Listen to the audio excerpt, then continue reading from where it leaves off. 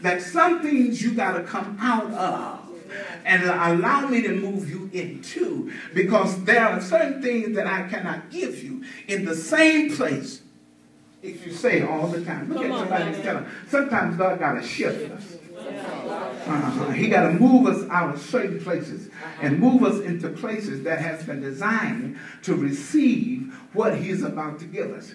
And now there was a thing about Hannah, a false prophet. Here's what I learned now. The Bible says that we must not be as children anymore, tossed to and fro with every wind and doctrine, which means that there are false prophets. And then you got to understand that they sound good, but they are not always accurate. They sound like they know what they're talking about. But see, you got to understand, a deceiver has to be wise. He has to understand the process of the person that he's trying to deceive. In other words, he's got to learn you to learn how to deceive you. So now Hananiah was one that decided that what Jeremiah was saying wasn't true. In other words, you know, he was saying that we have heard before that Judah will not have to go through any other transition in order for them to be in the will of God.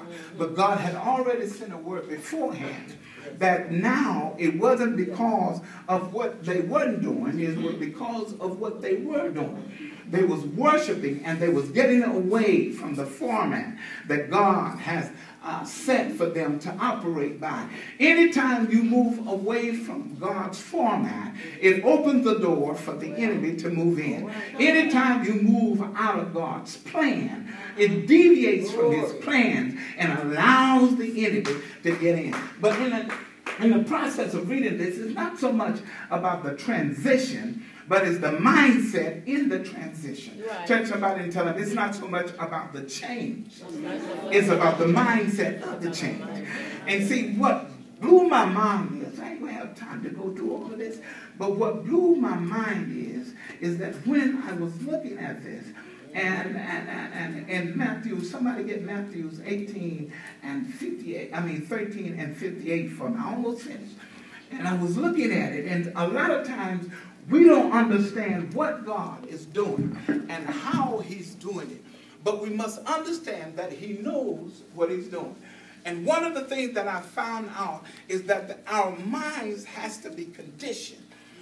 One thing I figure out now in the process of them getting rid of the elders and getting rid of the people that have already made up their mind God is for, sometimes the enemy has to separate us from those that will provoke us to get back into the will of God. Now, what I love about this is that it proves to me, it shows me that your relationship with God cannot be based on your pastor. That's right. Come on, Pastor. Look at somebody and tell them, I cannot base my relationship on my pastor, because watch this. What if something would happen and he would be out of place? That means because I relied on him to get me to where I need to go, instead of relying on God, then I will mess up. Watch this. Relationship with God is on the individual relationship. It's individual. It's what you have with God alone. Not based on what the pastor's telling you, but based on your relationship with God. Because something could happen to where, just as it did with them, that they removed the leaders. Now, one thing you got to understand, if your hope is in what people tell you, take somebody and tell them you can't put your trust in people. And I'm not saying this simply because to indicate it, but I'm finding out through the studies is that when people change, and if your hope is in what they are indicating to you, then your perspective will change. In other words, you will forget about what God told you, and then you'll start relying on what people's... In Sunday school this morning, Shanice had a powerful word. And she was speaking, and I thought about what she said, and it ministered to me. She was talking about some things that was in her life, but yet, and she said, I was at a place that I was relying on people to give me an answer to what I needed God to tell me. Y'all ain't got it. Look at somebody and tell them, people, because now God indicates, he said that I know the thought. Yeah. Yeah. The word I means single. Yeah. Nobody else. Yeah. I know the thought that I think of you. But it's when people try to figure out what God is doing before he do it can mess up a lot of folk. So that's why we must learn that our hope and our trust must be in God regardless of what is happening in our life. So she said what I was doing was relying on people. And the word she said hit me because now I understand what our expected end, we want to end quickly without going through anything. Right. But if you're going to live a life for Christ and believe it, the Bible tells us that we must suffer in order to reign with him, which means that there's going to be some uncomfortable times.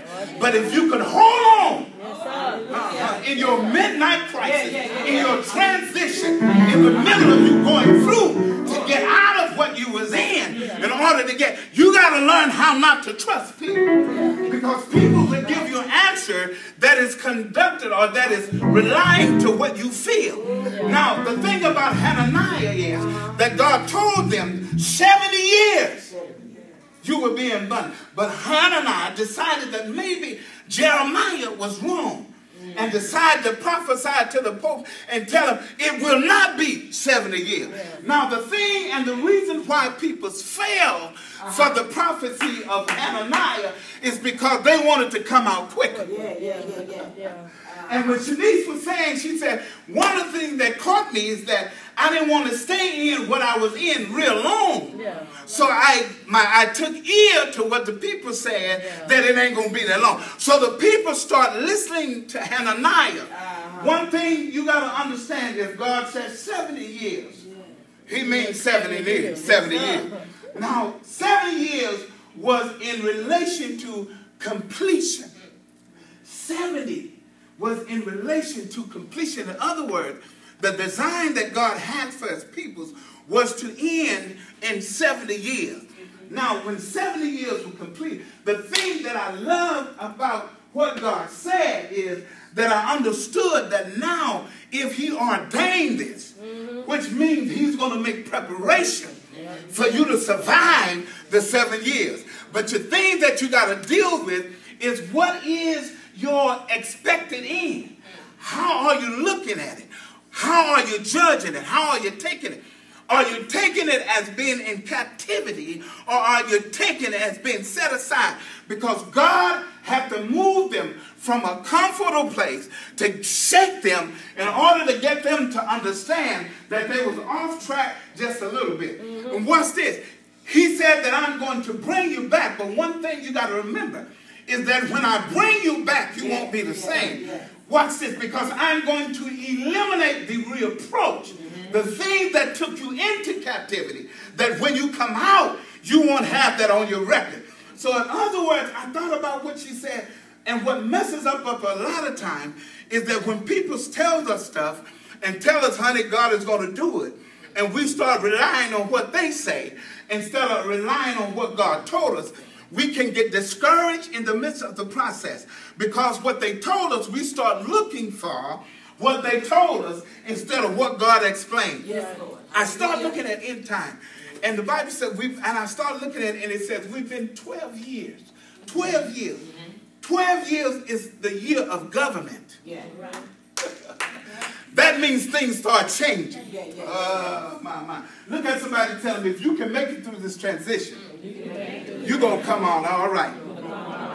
12 years means the sign of government. It means setting order. It means setting things in place. It means setting things to where it complied to the will of God. Now, if we would look at it from the natural standpoint, we will question God about how he does things.